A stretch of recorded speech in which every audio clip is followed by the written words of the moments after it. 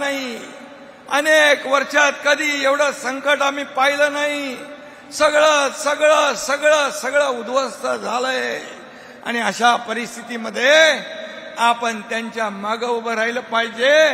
आणि म्हणून आपण हा निर्णय घेतला की या मेळाव्यामध्ये फक्त आपल्या आजूबाजूचे जे लोक आहेत जवळचे आणि त्यांना आपण या मेळाव्यात बोलवलं आणि बाकी सगळे लोक तिकडे मदत करतायत. दसरा सण मोठा आहे, परंतु म्हणतो आपण दसरा सण मोठा, आनंदाला नाही तोटा. पण यावेळचा दसरा मात्र या दसऱ्यावर पुराचं सावट आहे, पुराचं संकट आहे.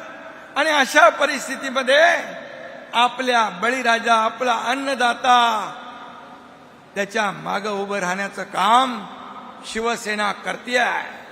आणि अशा वेळेस आपण जो निर्णय घेतला, बाळासाहेब असते तर त्यांनी देखील आपल्या शिवसैनिकांची पाठ थोपटली असती. हा निर्णय घेतला आपण हा बळीराजाच्या हितासाठी, बळीराजाला वाचवण्यासाठी. आणि म्हणून या पुरामध्ये अगदी पाऊस वैऱ्यासारखा कोसळला. परिस्थिती भयानक आहे. अशा परिस्थितीमध्ये त्याला मदतीचा हात द्यायचा नाही, मग कधी मदतीचा हात द्यायचा. आणि म्हणूनच मी आपल्याला सांगतो की यावेळेस आपण सरकार देखील त्यांच्या पाठीशी खंबीरपणे उभं राहील, शिवसेना देखील त्यांच्या पाठीशी खंबीरपणे उभं राहील.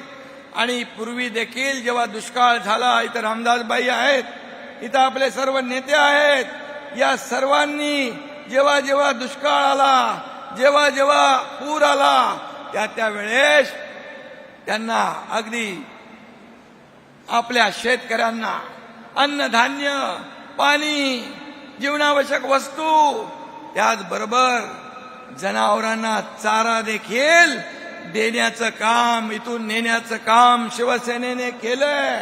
ही आपण सगळ्यांनी डोळ्यांनी पाहिलंय. आणि म्हणून माझ्या लाडक्या शेतकऱ्यांना, माझ्या शेतकरी बांधव भगिनींना एवढंच माझं विनंती आहे की तुम्ही धीर सोडू नका.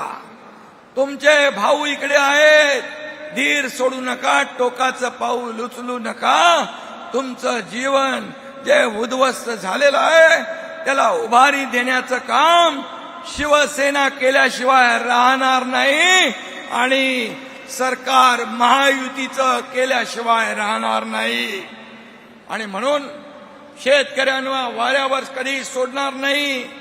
कारण मी देखील एक शेतकऱ्याचा मुलगा आहे. शेतकऱ्याची कष्ट, दुःख, वेदना आम्हाला माहित आहे.